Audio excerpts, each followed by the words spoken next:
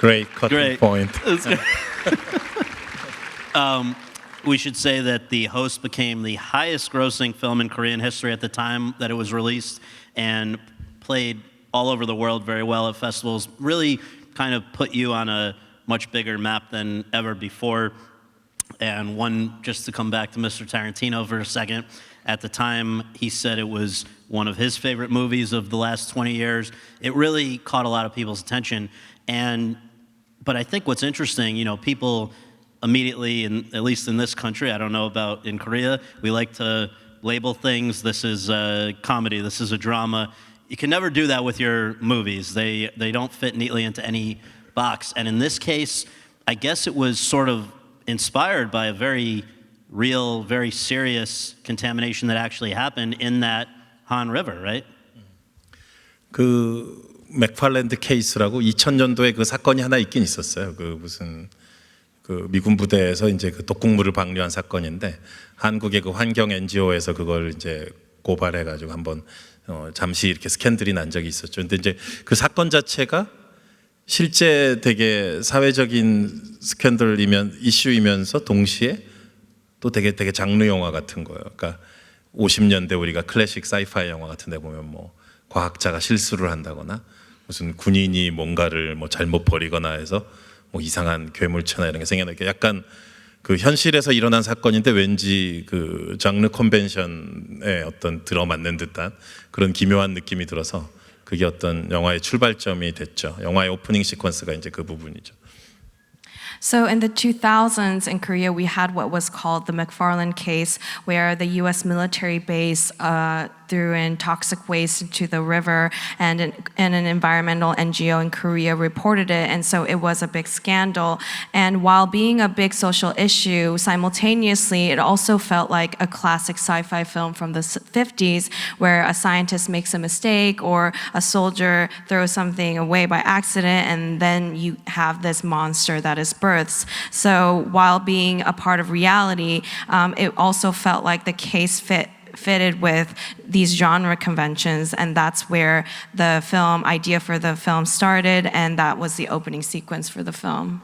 There are a lot of people inside and outside of Korea who looked at that and thought, you know, this seems to be one of the first Korean films that sort of speaks to the fact that it's not always wonderful to have Americans in South Korea, and this was sort of, especially in response to what this civilian contractor had done.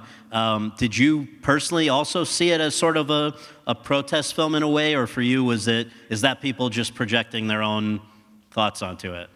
아니 뭐 강렬한 풍자가 있는 건 사실이죠. 세타이어라고 해야겠죠. 그러니까 뭐 미국에서도 뭐 미국 영화 중에서도 미국 자체를 풍자하거나 뭐 정부를 비판하는 영화가 나오듯이 마찬가지로 뭐 한국이건 일본에서건 여러 나라에서도 미국을 풍자하는 많은 영화들이 나올 수 있다고 생각했었고요.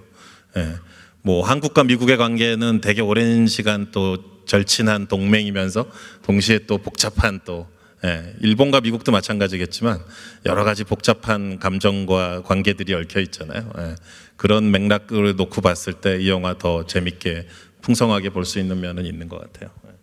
So it is true that the film is a powerful satire. You know, even among American films, there are those that provide satire on the U.S. and criticize the government. It's the same way in Korea and Japan. We have films that that are a satire on the U.S. And of course, in terms of the relationship between Korea and the U.S., these two countries have been longtime allies. But at the same time, there are a lot of complicated emotions and relationships entangled in the alliance. So I think if you're aware of that context, it does provide a richer background for this film. Yeah. Now, there are scenes with protesters, with Molotov cocktails, with tear gas.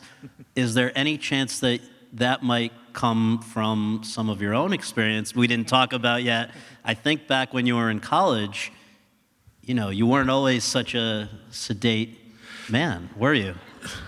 네, 이제 88년도에 대학을 갔단 말이에요. 근데 처음 입학했을 때부터 그 캠퍼스 안에 최루탄 가스가 가득했었어요. 그때 이제 군사 독재 정권이 거의 이제 퇴장하려고 할 때 시기였기 때문에 되게 일상적으로 매일같이 데모를 많이 했어요. 그래서 밥 먹다가 데모하고 또 들어와서 또 수업 열심히 듣다가 다시 또 데모하러 갔다가 또 저녁 먹고 집에 가는 길에 보면은 이제 신문에 우리가 했었던 시위가 신문에 나와 있고 뭐 이런 되게 일상적인 게 그런 분위기였어요. So I entered university in 1988, and even when I was a freshman, the entire campus was covered in tear gas. It was around the time the military regime was being ousted, so protesting was part of our daily life. We would eat breakfast, go protest, and then go to our lectures, and then go back to protest, eat dinner, and then on our way home, we would find newspapers with photos of the protests that we were just at. So it was really part of our daily life. This would have been, I think, the first time that you had the budget necessary to do CGI on a film, which I always am amazed, like when someone does that for the first time, a director, how do you even know where to begin to create a monster like this? So can you talk about just how you learned to work with CGI? 뭐 여기 저기 저랑 같이 설국열차 때 그 비주얼 이펙트 슈퍼바이저 하신 분들이 같이 계신데 그 괴물 때 제가 처음 비주얼 이펙트 영화에 도전하면서 정말 미치는 줄 알았어요. 너무 힘들었고 혼자 막 공부했지 뭐 독학으로 누가 뭐 가르쳐 주는 것도 아니고. So right now in the audience is the visual effects supervisor of Snowpiercer here with us. But with the host, it was the first time I took on this challenge of a visual effects film. And I thought I was going to go crazy. It was so difficult. The only option I had was to just study up on it myself. There wasn't anyone to really teach me about this. Maybe you know the magazine called the CineFX, the very famous VFX magazine in the industry. 그게 나의 바이블이어서 그거 다 사다 놓고 과월호, 진한호 사다 놓고서 막 공부했어요. 내가 좋아했던 VFX 장면이 어떻게 만들어진 건지 그 책을 보면서 다 공부했었고. So that was basically my Bible at the time. I purchased all the previous issues and studied all the visual effects scenes that the magazine featured, and I just looked through the magazines and studied up on it. The problem was budget. We have a very, very limited budget. The whole production budget was around 11 million.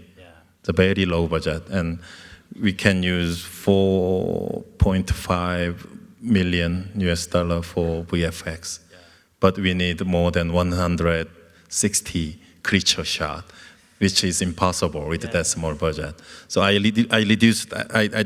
그 숫자 줄였지 뭐. 괴물의 샷을 그러니까 샷 하나당 가격이 엄청나기 때문에.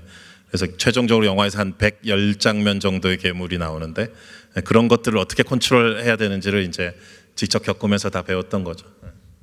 So I had to cut down the number of visual effects shots we could have because each shot came with an enormous price tag. And so ultimately we ended up having around 110 creature shots. And just going through that experience myself, I learned how to manage those elements.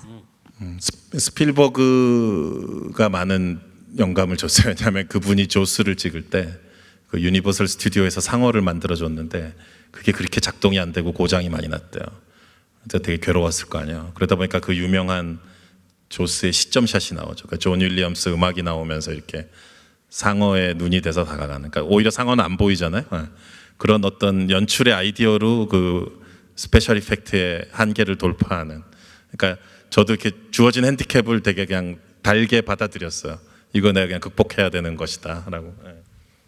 So I was really inspired by Spielberg because when he created Jaws, Universal Studios created a model of the shark which malfunctioned often and broke down all the time. And so that's how we came to have the famous POV shot with the John Williams score where you don't see the shark but you see you see through the lens of the shark's eyes. And so he came up with all these directing ideas to overcome the limitations with special effects. So with the host, I welcomed the handicaps that I had, and I tried to overcome them.